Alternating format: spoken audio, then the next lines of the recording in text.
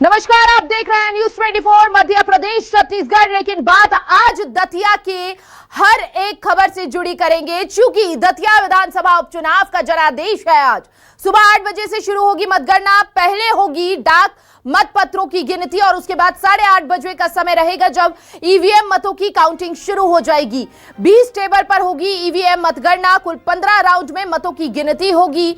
कुल 1,57,460 मतों की होगी गिनती। 21 प्रत्याशियों के भाग्य का निर्णय होगा। 21 प्रत्याशियों के लिए मतगणना आज होगी।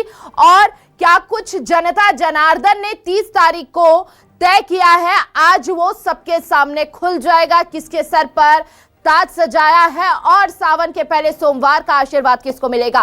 भाजपा कांग्रेस के बीच मुख्य मुकाबला है। बीजेपी के आशुतोष तिवारी और कांग्रेस के घनश्याम सिंह के बीच मुख्य मुकाबला देखा जा रहा है। लेकिन जैसे ही दतिया उपचुनाव की शुरुआत हुई, तब से ही सियासी सरगर्मी सभी के सामने नजर आई, चाहे कांग्रेस बीजेपी की ओर से हो या फिर अभी हाल ही में दिए गए यहां पर देखिए अन्य दलों के बयानों से हो। कुल 15 राउंड में मतों की गिनती होगी। 20 टेबल पर देखिए यहां पर दतिया में बीजेपी के आशुतोष तिवारी और कांग्रेस के घनश्याम सिंह के बीच मुख्य मुकाबला है। कुल 1,57,460 मतों की गिनती होगी। तो यहां पर यह मुकाबला बहुत दिलचस्प बना हुआ है। दतिया उपचुनाव का नतीजा अब से कुछ ही देर में साफ हो जाएगा। कुछ घंटों की बाद पिछले 12 साल के उपचुनावों में बीजेपी का पलड़ा हालांकि भारी रहा है और कांग्रेस पर भारी रहा है। 2014 से 2026 तक मध्य प्रदेश में विधानसभा लोकसभा के कुल 52 उपचुनाव हुए हैं। इनमें विधानसभा के 49 और लोकसभा के 3 उपचुनाव शामिल रहे हैं। दोनों चुनाव मिलाकर बीजेपी का स्ट्राइक रेट 63% और कांग्रेस का 37% रहा है। कांग्रेस छोड़कर बीजेपी में शामिल हुए विधायकों की जीत का स्ट्राइक रेट भी 70% से ज्यादा रहा है। जानकारों का मानना है कि उपचुनाव में ज्यादातर उसी दल की जीत होती है जिसकी प्रदेश में सरकार होती है। लेकिन कई जगह पर यह भी कहा गया है कि यह ट्रेंड टूटा है। अब देखना होगा कि आज ये ट्रेंड टूटता हुआ नजर आएगा या नहीं। हालांकि कुछ सीटों पर मतदाताओं ने पार्टी की बजाय प्रत्याशियों को भी वोट दिया है। मध्य प्रदेश में इस समय बीजेपी के 164 और कांग्रेस के 64 विधायक हैं। एक सीट भारत आदिवासी पार्टी के पास है। दतिया सीट पर बीजेपी की जीत होने पर उसके विधायक 165 हो जाएंगे और कांग्रेस की जीत होने पर उसके विधायकों की संख्या जो है वो 65 हो जाएगी। अब देखिए यहां पर यह भी समझिए 2014 से लेकर 2018 के बीच मध्य प्रदेश में विधानसभा के 13 और लोकसभा के 2 उपचुनाव हुए थे। विधानसभा की 13 सीटों में बीजेपी ने 8 और कांग्रेस ने 5 सीटें जीती थी। बीजेपी का स्ट्राइक रेट 62% और कांग्रेस का 38% रहा। लोकसभा के 2 उपचुनाव में एक सीट बीजेपी और कांग्रेस के खाते में गई, तो दोनों का स्ट्राइक रेट 50-50% हो गया। अब ये चुनाव और भी ज्यादा जो है दिलचस्प इसलिए हो जाता है। ज्यादा जानकारी के लिए संवाददाता कर्ण मिश्रा हमारे साथ जुड़ चुके हैं। सबसे पहले कर्ण का रुख कर लेते हैं। कर्ण, आज का दिन दतिया के लिए बेहद खास। जनता जनार्दन ने किसको अपना आशीर्वाद दिया है आज साफ हो जाएगा, लेकिन उससे पहले की हलचल क्या है वहां? देखिए, जनता जनार्दन का क्या जनादेश सामने आने वाला है वो सुबह 8 बजे जब काउंटिंग शुरू होगी उसके साथ जो है वो धीरे धीरे साफ होने लगेगा। और हलचल की बात देखें तो इस वक्त मैं शासकीय पॉलिटेक्निक कॉलेज जो कि काउंटिंग जगह बनाई गई है, मतगणना स्थल है, और यहाँ पर देख रहे हैं आपके जो अभ्यर्थी हैं और अभिकर्ता जो हैं उनके प्रवेश के लिए यहाँ पर आप देख रहे हैं कि यहाँ पर सभी लोग अपनी जिम्मेदारी निभाने के लिए सुबह के वक्त पहुँच रहे हैं और पूरी तरह से वे भी पूरी तरह से तैयार हैं कि जिस तरह से काउंटिंग शुरू होगी धीरे धीरे जो है वो बेहद महत्वपूर्ण रहने वाला है, क्योंकि लगभग 1,57,460 मतों की जो है वो गिनती होने है। लिहाजा जो रहेगी वो मुख्य तौर पर रहेगा कि ये दतिया विधानसभा के मतदाताओं ने जो जनादेश ईवीएम में कैद किया है वो किसके सर पर जो है वो ताज के रूप में बैठने वाला है और किसके गले में जो है हार की हार जो है वो जनादेश एक और दूसरी तरफ हार की हार जो हार जो है पहनाने वाला है। मुख्य तौर पर देखा जाए दतिया विधानसभा उपचुनाव में 21 प्रत्याशी जो है वो चुनाव मैदान में थे। इनमें 11 जो है वो राजनीतिक दलों से और 10 जो है वो निर्दलीय रहे हैं। मुख्य तौर पर जो आशंका जताई जा रही है कि दतिया विधानसभा उपचुनाव उपचुनाव के बीच त्रिकोणीय मुकाबला जो है मुख्य तौर पर बीजेपी, कांग्रेस और आजाद समाज पार्टी के बीच देखने के लिए मिलेगा। हालांकि जो राजनीतिक कई विश्लेषक हैं उन लोगों ने इस बात को लेकर स्पष्ट किया कि सीधा मुकाबला जो है भारतीय जनता पार्टी के प्रत्याशी आशुतोष तिवारी वहीं कांग्रेस से जो है घनश्याम सिंह, उनके बीच में सीधा मुकाबला देखने के लिए मिलने वाला है। ओवरऑल जो काउंटिंग की पूरी प्लानिंग तैयार की गई है, 15 राउंड में जो है ये काउंटिंग होने वाली है 1,57,460 मतों की। वहीं 20 टेबल जो है वो ईवीएम की काउंटिंग के लिए लगाई गई है, वहीं एक टेबल जो है वो डाक मतपत्र के लिए लगाई गई है।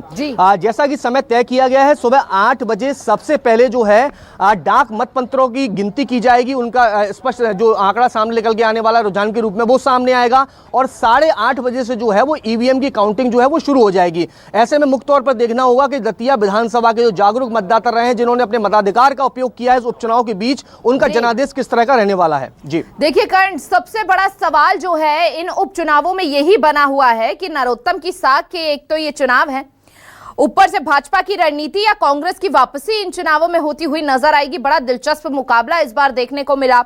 किसके पक्ष में फैसला जाने वाला है आज साफ हो जाएगा, लेकिन इससे पहले ही ये प्रतिष्ठा का सवाल जो बना हुआ है दोनों दलों के लिए, उससे पहले हलचल भी काफी देखने को मिल रही है। अब देखिए यहाँ पर कांग्रेस ने एक बैठक भी बुलाई है, उसके बाद ये भी कहा जा रहा है राजेंद्र भारती के खिलाफ एक्शन भी हो सकता है भीतरघात को लेकर।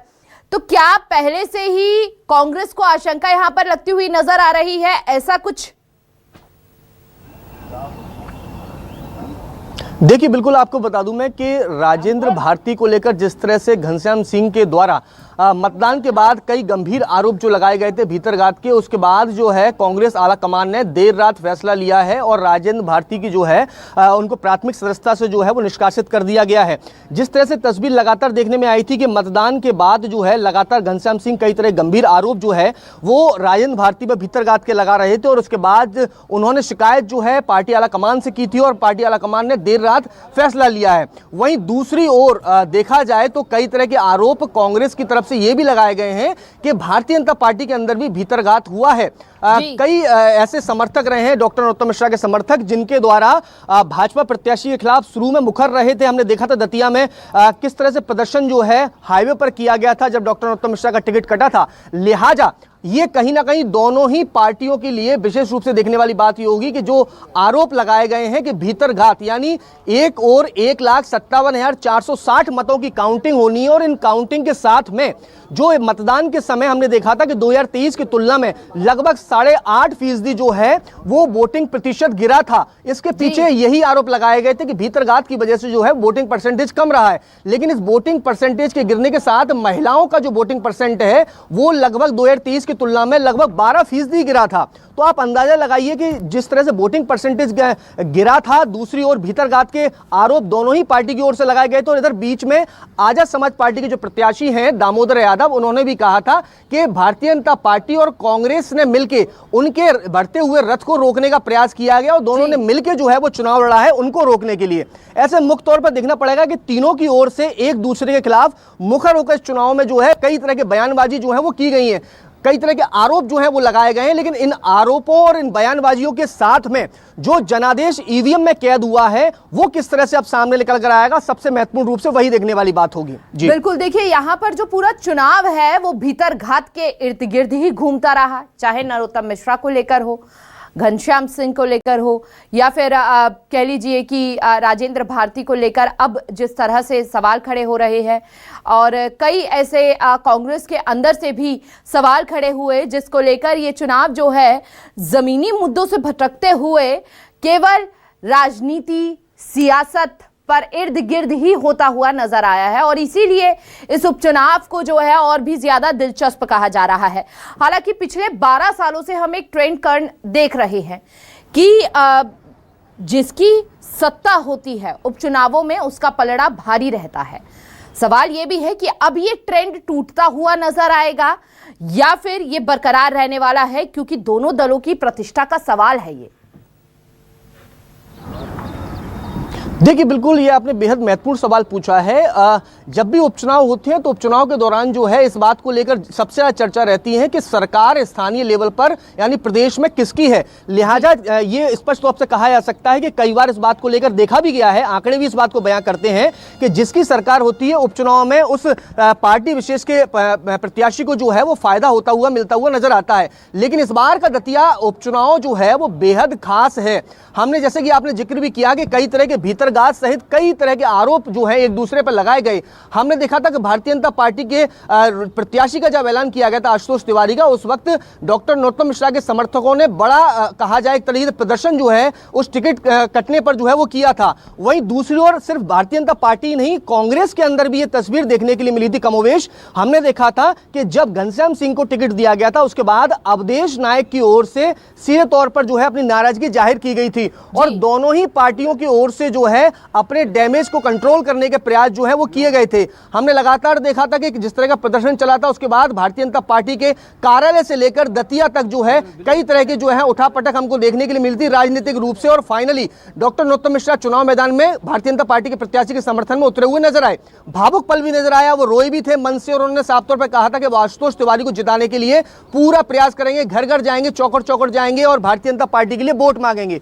वहीं दूसरी ओर लगभग 3 दिन का जो घटनाक्रम कांग्रेस में चला था उसके बाद अवधेश नायक जो है वो भी मान गए थे, उनका रूठने मनाने का सिलसिला उनका भी खत्म हुआ था और वो कांग्रेस प्रत्याशी के लिए चुनाव मैदान में प्रचार करते हुए नजर आए। लेकिन दूसरी ओर अगर देखा जाए तो दोनों ही पार्टी की ओर से जिस तरह से नाराजगी देखने मिली थी, ऐसे में कई ऐसे समर्थक बताए जा रहे हैं जिनके द्वारा जो है खुलकर जो है पार्टी के विरोध में जो है वो काम किया गया। यही वजह है कि भारतीय जनता पार्टी हो या कांग्रेस पार्टी हो वो लगातार इस बात की भी निगरानी कर रही थी कि चुनाव प्रचार के दौरान और मतदान तक के समय जो है किस तरह से कैसे कौन से लोग हैं जिनके द्वारा पार्टी के खिलाफ खिलाफत जो है वो की गई है उनको भी चिन्हांकित किया गया। और आने वाले समय में हो सकता है कि जब आज परिणाम सामने आएंगे उसके बाद दोनों ही पार्टी की ओर से कोई सख्त एक्शन लेते हुआ नजर दिखाई भी दे सकता है। हालांकि ये बात स्पष्ट रूप से नजर आई है कि देर रात जब राजेंद्र भारती को जो है कांग्रेस पार्टी ने निष्कासित किया है तो उन्होंने अपनी ओर से सबसे पहले एक्शन लेना जो है वो शुरू कर दिया। और आने वाले दिनों में देखना होगा कि क्या भारतीय जनता पार्टी में भी कुछ इस तरह के सख्त एक्शन लेते हुए नजर आते हैं। जी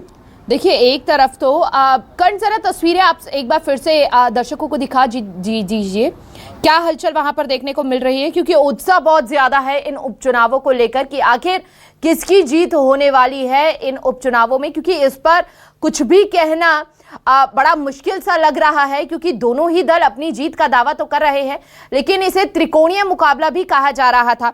अच्छा, एक बात और आप कर्ण समझाइए, पहले तो यहाँ पर ये सियासी समीकरणों की जब बात की गई तो जातीय समीकरणों पर भी इस चुनाव को मोड़ने की कोशिश की गई, लेकिन वहीं दूसरी ओर कांग्रेस ने पूर्व विधायक घनश्याम सिंह पर दाव लगाया और उनकी पहचान जो है काफी सरल साफ सुथरी छवि वाले नेता के रूप में हुई। राज परिवार से जुड़े होने के कारण क्षेत्र में उनकी अच्छी पकड़ भी मानी जाती है, ग्रामीण इलाकों में भी उनका अच्छा खासा प्रभाव रहा है।